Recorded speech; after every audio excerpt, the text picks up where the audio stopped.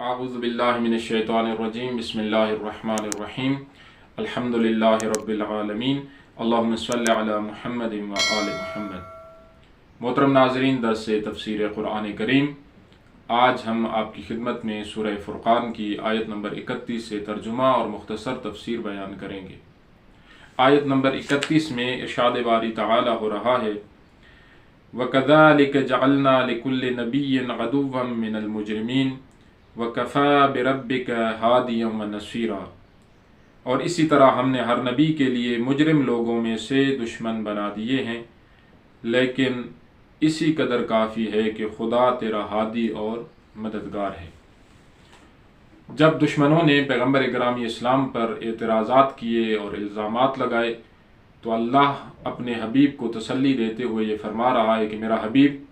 ان کی اس مخالفت سے، ان کی اس عداوت سے پریشان ہونے کی کوئی ضرورت نہیں ہے۔ یہ فقط تیرے ساتھ ایسا نہیں کر رہے، بلکہ تجھ سے پہلے بھی حق کا راستہ بتانے والے جتنے بھی انبیاء آئے ہیں، ان لوگوں نے ان کی مخالفت کی ہے اور ان سے عداوت کی ہے۔ اور عداوت کرنے والے کون تھے؟ وہ لوگ تھے جو مجرم تھے، وہ لوگ تھے جو اللہ کے نافرمان تھے،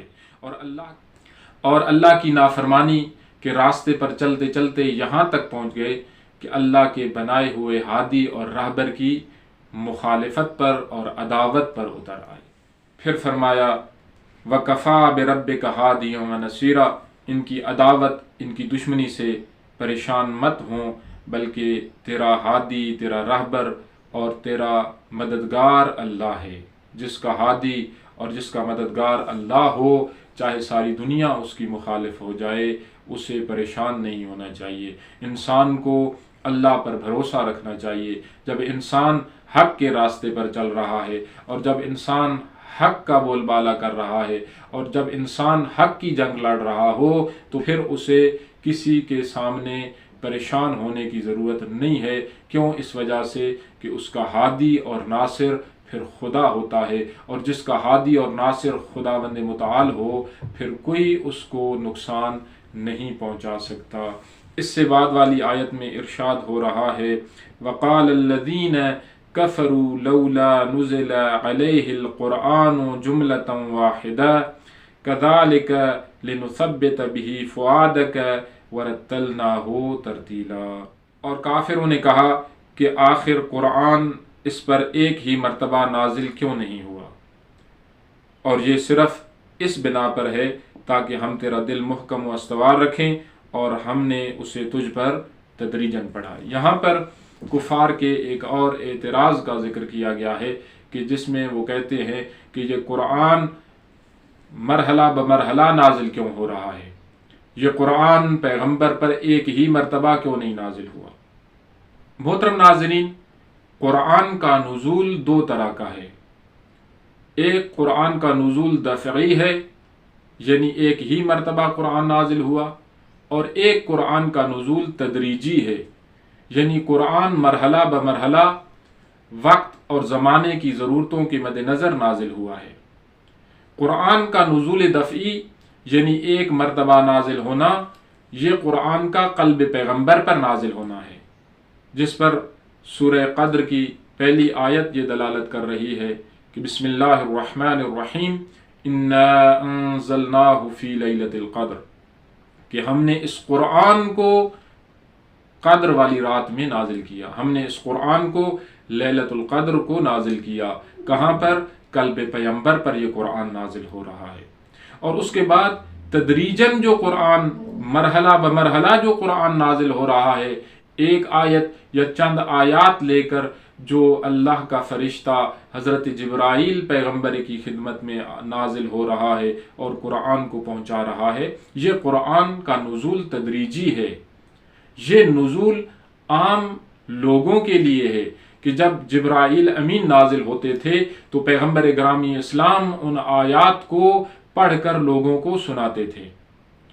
اگر قرآن کا نزول دفعی ہوتا اور ایک ہی مرتبہ قرآن نازل ہو جاتا ایک کتاب کی صورت میں، ایک صحیفے کی صورت میں، تو اس سے بہت ساری مشکلات کا سامنا کرنا پڑتا۔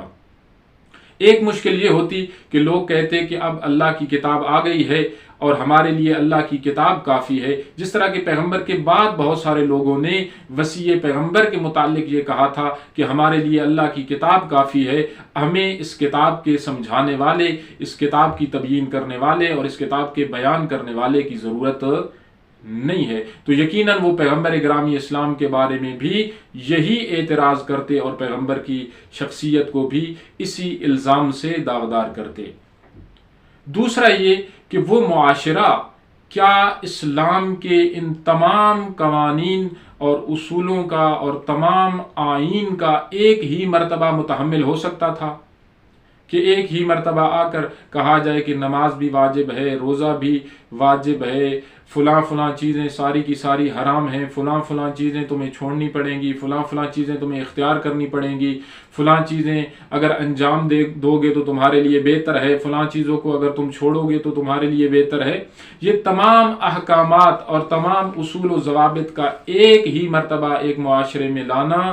یہ ناممکن تھا، اور خاص طور پر اس جہالت کے معاشرے میں۔ حالانکہ ہم دیکھتے ہیں کہ کتنے ایسے احکامات ہیں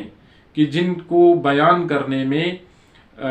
قرآن کی آیات تدریجاً آئی ہیں، حتیٰ کہ آپ شراب کی حرمت کو دیکھ لیں کہ کیا پہلے مرحلے میں ہی شراب کو حرام قرار دیا گیا ہے، یا اسی طرح دیگر بہت سارے احکامات ہیں، مرحلہ بمرحلہ اس معاشرے میں ان کو نافذ کیا گیا، ورنہ وہ معاشرہ کسی صورت ان کے نفاذ کا اور ان کو قبول کرنے کا متحمل نہیں تھا۔ تو اس قرآن کو جو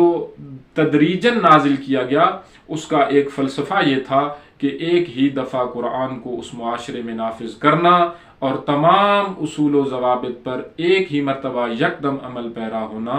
یہ اس معاشرے کے لیے یا کسی بھی معاشرے کے لیے یہ چیز قابل قبول نہیں ہوتی۔ اور اسی طرح آپ دیکھتے ہیں کہ قرآن کی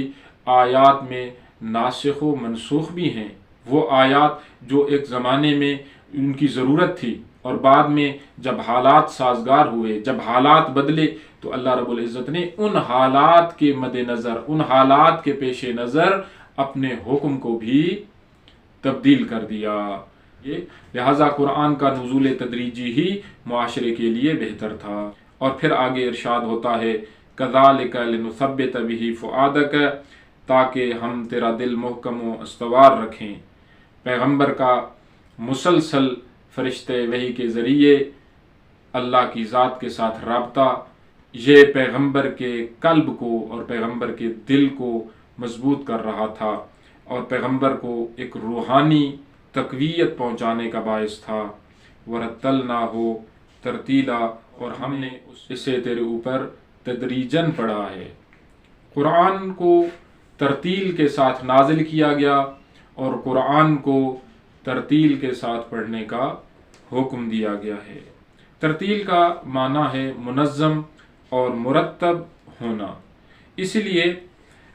اس کے حوالے سے مختلف روایات ہیں۔ پیغمبر اکرامی اسلام فرماتے ہیں کہ جب قرآن کی تلاوت کیا کرو تو اسے ترتیل کے ساتھ پڑھا کرو،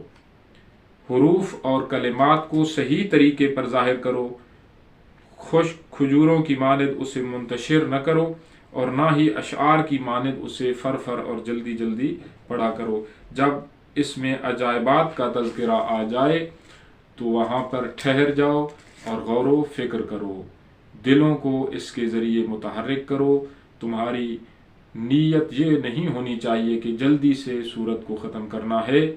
بلکہ اہم مقصد قرآن میں غور و فکر اور اس سے استفادہ کرنا ہے۔ ہم لوگ جب قرآن کی تلاوت کرتے ہیں تو ہماری کوشش یہ ہوتی ہے کہ ہم جلدی قرآن کو ختم کریں، ہم اس سورت کو جلدی ختم کریں، ورق گنتے ہیں، پارے گنتے ہیں، رکوع گنتے ہیں، لیکن پیغمبر گرامی اسلام فرما رہے ہیں کہ قرآن کو جلدی پڑھنا مقصد نہیں ہے، قرآن کو ٹھہر ٹھہر کر پڑھنا چاہیے، قرآن کو سمجھ کر پڑھنا چاہیے، اس لیے پڑھنا چاہیے کہ یہ منشور حیات ہے، یہ انسان کو یہ دنیا کی زندگی بسر کرنے کا راستہ اور سلیقہ بتا رہا ہے، اور یہ اسی وقت انسان اس قرآن سے درس حاصل کر سکتا ہے جب اس کو سمجھے گا اور اس پر غور و فکر کرے گا۔ دعا ہے اللہ رب العزت ہمیں اس قرآن کریم کو سمجھ کر پڑھنے اور اس پر عمل کرنے کی توفیق عطا فرمائے۔ السلام علیکم ورحمۃ اللہ۔